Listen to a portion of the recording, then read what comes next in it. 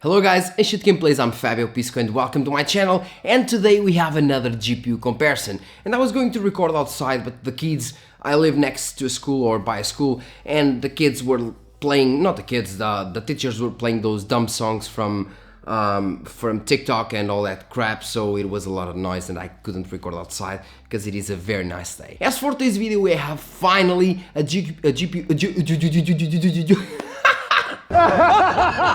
comparison with the Intel Arc B580. I bought this card a week ago by now, and I started testing it, but then I got sick and so on. Well, several things happened.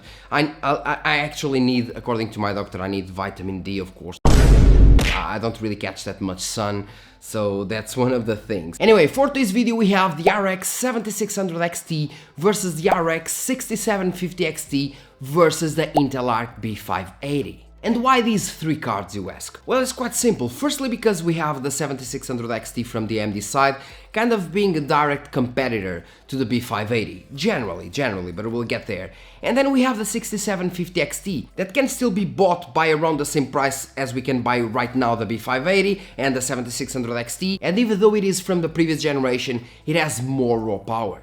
But well, let's talk about pricing. Firstly, we have the RX 6750 XT for $359. Then we have the 7600 XT for $329, so $30 cheaper, and then we have the B580, the Intel Arc B580 for $386. And even though the MSRP for these cards is like $250, $249, they don't really have stock, and the ones that we have in stock are really costing $380 something, which is a bummer. As for the European prices, things are more equal, with the 6750 XT costing €339, the 7600 XT €344, meaning that the 6750 XT is actually cheaper, and the B580 now at €339, meaning that now the B580 and the 6750 XT are actually on par with each other in terms of European pricing. One more reason to the 6750 XT 12GB versus Arc B580 12GB. And of course with the 7600 XT in the mix in order to add more data. And if you want some data, you have GVG More, bringing you lots of software deals like Windows 10, Windows 11, Office 2019 or 2021 with a new Windows 11 design, and for all of these you can use my SKG discount code for 30% off, getting a Windows 11 serial key for $22 and a Windows 10 one for only $15. Then use the key on your Windows settings and you'll have an activated system. So, benchmarks.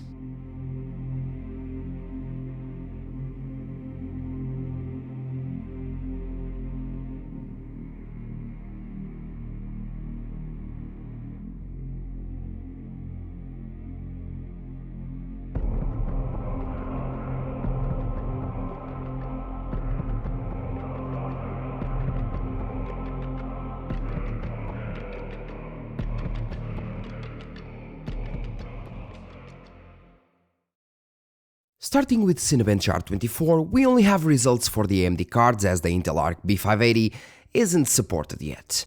In this case, the older 6750 XT is 22% faster than the 7600 XT, stock versus stock, and 16% faster OC versus OC, since overclocking doesn't really bring that much to this card. It is more about energy efficiency here. With Premiere 2024 we now have results for the Intel card, thank God. That itself is 10% faster than the 7600 XT, with the 6750 XT still being the fastest card, but this time not really by that much. As we move to image generation, we have some very interesting results here. Remember the AI cores that AMD introduced with RDNA 3, the RX 7000 series?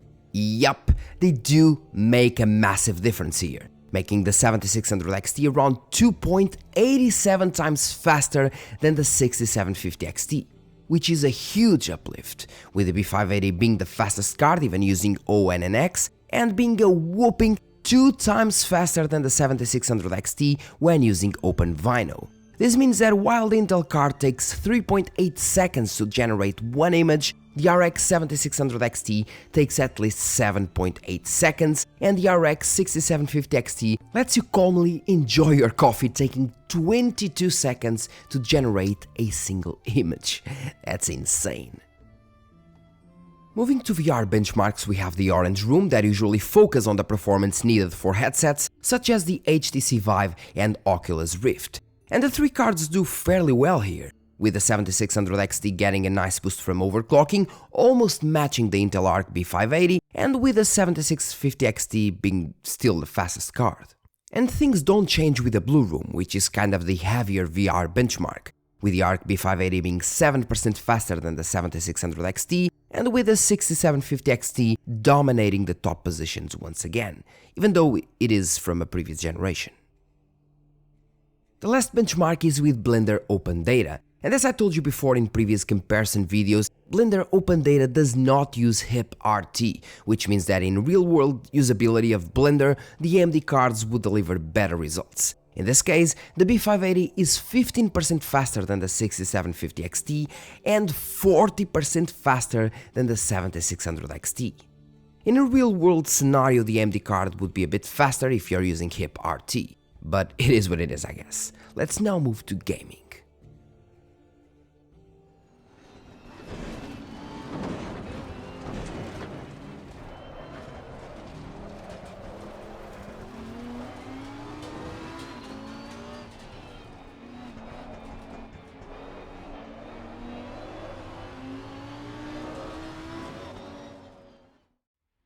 Starting with Assetto Corsa, well, the frame times we have with the Intel B580 are considerably worse, and that's why the 1% lows are considerably lower as well, meaning that the overall smoothness presented by this card is kind of subpar in this DX11 title, with the 6750 XT being the fastest card, and with even the 7600 XT being 6% faster stock versus stock, and 4% faster OC versus OC, but with 21% better 1% lows. At 1440p, the B580 does get a bit more ground since the CPU overhead is reduced and now outmatches the 7600 XT by a little bit, with the 6750 XT still being the fastest card by around 9%.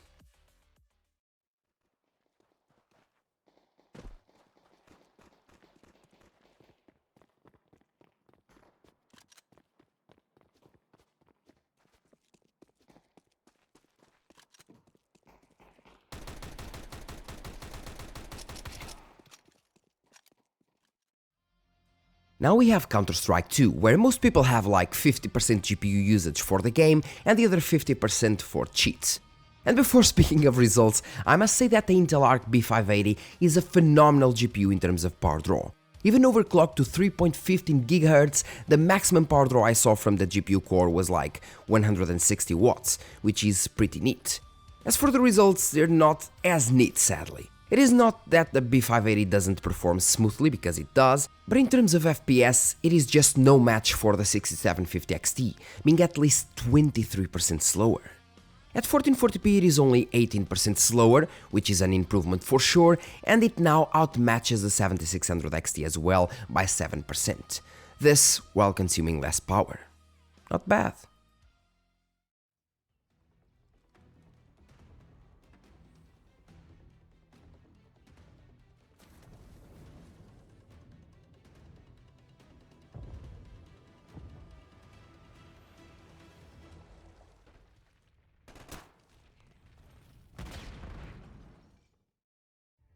In the side-by-side comparison, the recording was simply bugged. I don't really know what happened, but it simply doesn't work properly with Black Ops 6. As for the results, damn! The previous generation of Intel GPUs didn't work well with Call of Duty games, I tested it and I know it, so I thought this one would have, or that Intel would have fixed the issue by now, since lots of people play these games. But not really. The performance on the Intel side is still a disgrace, being 51% slower than the 7600 XT and 66% slower than the 6750 XT. And at 1440p, it is sadly the same, with the Arc B580 being simply a big no for people wanting to play Call of Duty games. Cyberpunk 2077 is the first game so far where the B580 outmatches both AMD cards, which is something that I was hoping to see. Finally! At 1080p it is 10% faster than the 6750 XT and 14% faster than the 7600 XT. But take notice that even though it has higher averages, the 1% lows are still lower than both AMD cards, meaning that there are still some issues regarding drivers most likely. Gladly, those issues get kind of fixed at 1440p, where the B580 simply destroys the other two cards. The 7600 XT now matches the 6750 XT, and with the Intel B580 being around 22% faster. Very good results here. In Hogwarts Legacy we go back to normality again, but the B580 performs decently well, being faster than the 7600 XT and almost matching the 6750 XT once overclocked, but again, the 6750 XT delivers higher 1% lows. At 1440p the B580 outmatches the 6750 XT by a little once overclocked, but that doesn't really mean much for two reasons. First, because we have 24% lower 1% lows, which is a lot. And second, because we do have some artifacts when running Hogwarts Legacy with the B580, like some shadow flickering and texture popping, meaning that even though the experience is at least okay in terms of FPS, graphically wise, it needs to get better. But Microsoft Flight Simulator loves raw power, and this is exactly why the B580 and the 6750 XT are dominating here. This is one of those games where the B580 performs quite well, with stable and smooth frame rates. Something that doesn't really change at 1440p, where the B580 needs some overclocking to reach the 6750 XT's performance, but does it at a lower power draw. Not bad at all. But as we go into Alan Wake 2 and Northlight Engine, it is another shit show like we saw with Call of Duty. In a matter of fact, at 1080p the 7600 XT is the fastest card, which isn't something regular, being 19% faster than the B580 OC versus OC and 26% faster stock versus stock. At 1440p the B580 does get some ground, but it still hardly gets close to 30 average FPS, with the AMD cards being slightly better here in terms of percentage, but in the real world it doesn't really make a difference. Black Myth Wukong is another Unreal Engine 5 title where the B580 isn't terrible, but isn't great either, in this case being even slower than the 7600 XT. Thing that changes a bit at 1440p though, where the B580 now gets really close to the 7600 XT, and even the fastest card goes only up to like 43.5 FPS, which makes all these cards like virtually equal here. As we go into Avatar Frontiers of Pandora, I thought the B580 would be showing much higher results honestly, but I guess Intel needs to optimize for Snowdrop engine as well and vice versa.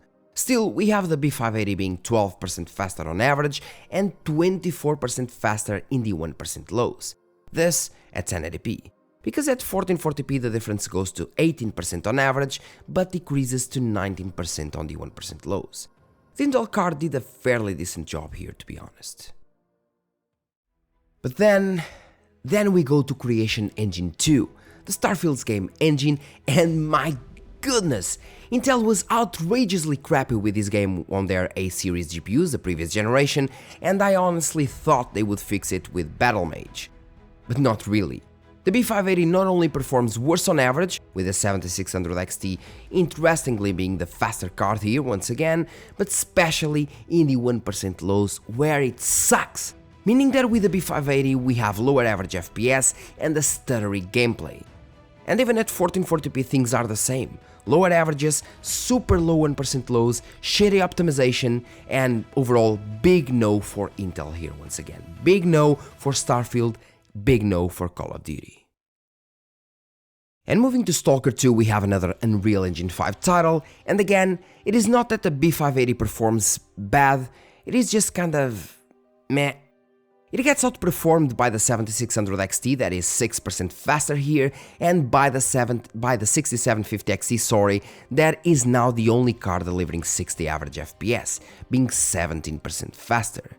At 1440p the B580 matches the 7600 XT at least, but the 6750 XT is still the fastest card, in this case by around 13%. God of War Ragnarok finally brings us something good for the Intel GPU that now beats the 7600 XT by 8% once both GPUs get overclocked, also getting pretty close to the 6750 XT.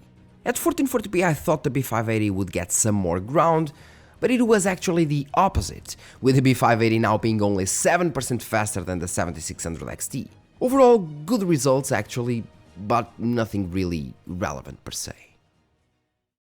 And Silent Hill 2, as you know, is a mess of a game when we're speaking of optimization.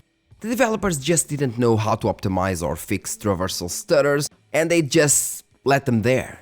And that's why we have these nasty 1% lows. At 1080p, the 6750 XT is still the fastest card, with the B580 matching the 7600 XT, but at 1440p the B580 outmatches it by 8%, being virtually on par with the 6750 XT in terms of averages, but with slightly higher 1% lows. I guess it's a small win, but still a win. As for Space Marine 2, we have the B580 performing quite well actually. It had lower 1% lows at stock, somehow, maybe a bug, but as soon as I overclocked it, it just worked very well, being the fastest card at 1080p, 12% faster than the 7600 XT and 6% faster than the 6750 XT. Something that gets maintained at 1440p, where the B580 is just the fastest card, now being 16% faster than the 7600 XT and 7% faster than the 6750 XT that scales better in this game. Meaning that at 1440p with upscaling, the B580 would most likely deliver us over 60 FPS, which is a pretty good result. And we've had several Unreal Engine 5 games before, but Hellblade 2 is definitely the title that the B580 is less optimized for. At 1080p it just gets completely demolished by the other two cards. For example, with the 6750 XT being 3% faster than the 7600 XT, but 24% faster than the B580, which is a huge difference. The B580 does get some ground at 1440p, but it simply isn't enough to be close to the other AMD cards here. And now we have the 15 games averages at stock settings at 1080p and 1440p. With the B580 delivering only 95% of the 7600 XT's performance at 1080p, but outmatching it by 1% at 1440p. With of course the 6750 XT being consistently and considerably faster, especially at 1440p. As soon as we've overclocked the cards though, yeah, the B580 and the 7600 XT do get some ground, as the 6750 XT wouldn't overclock much past the 2700 MHz, so instead, I undervolted the most I could in order to be more power efficient. Still, the 6750 XT is around 12% faster than the B580 at 1080p and around 9% faster at 1440p. With the B580 outmatching the 7600 XT by only 3.5% even when overclocked. I would say that the advantage of the B580 here is actually the core power draw, that is never passing 160 watts and usually much below that even when overclocked, while the 6750 XT even undervolt would reach around 190 watts for the core alone as well, and that's kind of a big difference. Now that you saw rasterization, what about ray tracing? And you might be thinking, well, ray tracing isn't a thing for the entry-level GPUs. Well, it wasn't a thing for entry-level GPUs with the previous generations. But remember that the Intel first GPUs, the Intel Alchemist GPUs, like the A750 or the A7070, sorry, they work pretty well in terms of ray tracing, and I was actually surprised when I saw the ray tracing performance of those cards. And now in the new Battle Mage GPUs, in this case the B580, they improved the ray tracing performance even more. And in some case scenarios, ray tracing performance is now for the entry-level cards as well. Starting with the ray tracing benchmarks, we have Cyberpunk 2077, a good scenario for the B580. This might seem confusing, but it is basically black bars for the non-ray tracing results and the colored ones for the ray tracing results. And here, oh boy, here the B580 completely demolishes, destroys, annihilates the other two AMD cards. Even comparing to the 6750 XT, it is 54% faster with ray tracing only and 62% faster with ray tracing and upscaling, which is a huge deal for Cyberpunk players. And at 1440p, it gets even worse for the AMD GPUs that barely achieve 18 FPS, while the B580 is delivering almost 30, being with upscaling 72% faster than the 6750 XT and delivering almost 60 average FPS.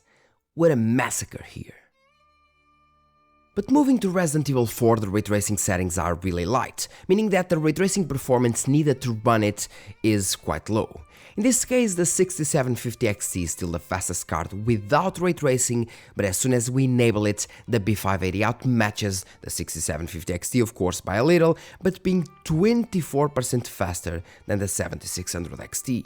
That at 1440p also performs quite poorly, getting a rough time to deliver more than 60 average FPS, while the other two cards are pushing almost 80. RE Engine really loves raw power. Now, before talking about the results here in The Witcher 3, I must tell you that the Intel GPU was having some issues with ray tracing enabled. In this case, issues with shadows and ambient occlusion not being rendered properly, meaning that the results might not be accurate. But since the B580 was already 22% faster than the 6750 XT and 30% faster than the 7600 XT without ray tracing, and we were not having issues, I believe that these results can be trusted, with the B580 completely dominating here. And it gets even better at 1440p, where the B580 is pushing almost over 70 FPS with ray tracing and upscaling enabled, being 54% faster than the 6750 XT and 61% faster than the 7600 XT. What a massive win for the Intel B580 in The Witcher 3. And it keeps kind of being the same in Alan Wake 2 when using path tracing. We know AMD never cared much about ray tracing and path tracing, and a major improvement will be now with the RDNA 4 cards. This is another massacre. Even though the AMD GPUs were faster without ray tracing or path tracing, the B580, even being forced to use the FSR since the game doesn't really support XeSS, is 2.41 times the performance of the 7600 XT and 4.44 times the performance of the 6750 XT. Which is outrageous. And I know nobody's going to play this game at 27 FPS obviously, but it is interesting to know the performance differences nonetheless. And we had rasterization, we had ray tracing, which brought some really interesting results as well, especially The Witcher, especially Cyberpunk 2077, where the B580 can actually perform very well. But what about frame generation? I would seriously like to test Intel XeSS 2 frame generation, thing that I didn't test yet. I guess I need to get F124, I believe that's one of the games where it is, but we need to wait for more games to get it. But we do have lots of games with FSR frame generation so far, so is the Intel GPU ready to work with FSR frame generation? Will it work well with FSR frame generation? Let's see. As for frame generation, we start with Space Marine 2, and I mean, we have things pretty much equal. The B580 should have had a bit more FPS since we had more base frames, but since this game only supports FSR frame generation, I guess this is pretty normal. FSR frame generation is not meant to be used with other cards. It can be used with other cards, but it is not meant to. And the same thing happens at 1440p, where even though we have 3 FPS more natively, we only have 2 FPS more when using frame generation. And if Space Marine 2 was not ideal, S.T.A.L.K.E.R 2 is worse. We already have the 7600 XT being faster than the B580 by 3 FPS, and when we enable frame generation, the difference grows to 7 FPS. Which is the logic difference, I guess. At 1440p, the B580 does catch up with the 7600 XT, but still delivers consistently lower 1% lows, which shows that this card just doesn't work that well with FSR frame generation. And to finalize, we have Black Ops 6. This is a shit show again. Not only the GPU works like crap on this title, generally, as it works even worse when using frame generation, barely raising the FPS numbers at all. Something that doesn't really change at 1440p, where the AMD cards are pushing like 100 FPS and above, while the B580 doesn't even reach 70. And this is not playable at all in my opinion. And well guys, I guess it is what it is. We have frame generation working decently well for some titles, pretty poorly for some others, and in terms of overall performance, can I recommend the B580? That's a tough decision here, and it's really tough to recommend. If you could buy one at $250, or in Europe with the VAT prices, maybe with the taxes, let's say, maybe borderline 300 euros, that would be a card that I could recommend, especially now since more games are getting XeSS, since more games are getting XeSS frame generation, and Intel is actually working and partnering with the developers, and that's a nice thing, especially now. But for the prices that they're asking right now, like $380, and even in Europe, which is considerably less expensive, still 330 euros, meaning that you can buy the 6750 XT or you can buy the 7600 XT at the same time.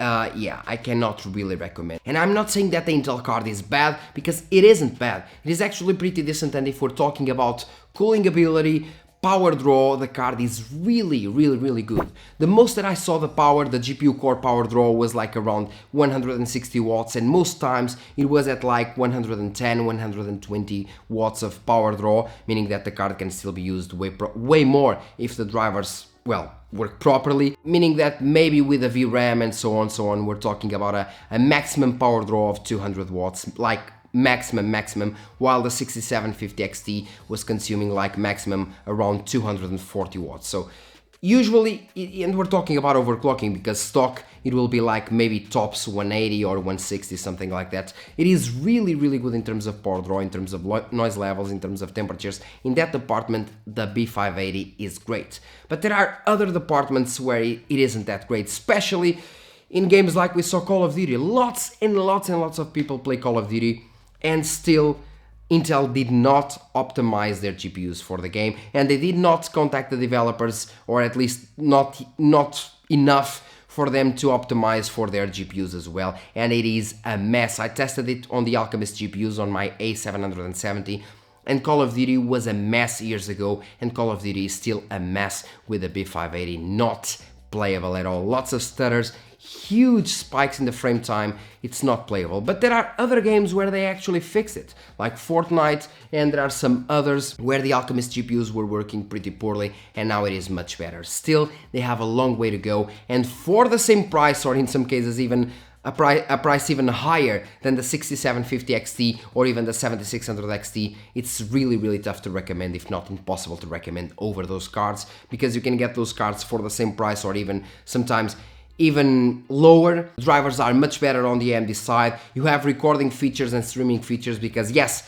Intel removed them from their software because they said nobody used those, which is even which is quite stupid in my opinion. So there are lots and lots of cons with going to the B580. If it was really in the real world $250, I would definitely say go for it, because even though it is not performing in some games in terms of ray tracing and so on, it is very good for a card on that price level. And I believe that with drivers it will get better and better. But for the price it costs right now, big nope. Especially since you can get a used 7600 XT or a used 6750 XT for much less, and overall they will perform equal or better in rasterization and almost everything you throw them at. Of course, unless you're going for AI and ray tracing only. But with these entry-level cards, I guess that's not the case. Overall, when getting a new card, I would get definitely the 7600 XT over the B580, and if going for a used card, I would definitely go to the 6750 XT, get a pretty cheap deal, and get a card that performs overall better than the B580 at 1080p and 1440p, losing only, of course, in terms of AI and ray tracing, which is to be expected. And well guys, thank you very much for watching this video. Don't forget to like, subscribe and share this video. Sorry for the ambient. It is what it is. I wanted to record outside. I usually don't record in this angle or here, whatever, but I'm doing my best. Thank you very much. I'm feeling, by the way, if you're asking yourself, I'm feeling much better than I was feeling a couple of days ago. I was really tired. I was really sick, and gladly I'm way better now. Thank you very much, and see you in the next video, guys. Cheers. By the way, leave your comment in the comment section and let me know if you have a B580 or an Intel GPU at all. Leave your comment in the comment section with your experience with these cards and if you are thinking of buying one or not. And by the way, the 40 games video on the B580 will also come. Thank you, and see you in the next one. Cheers.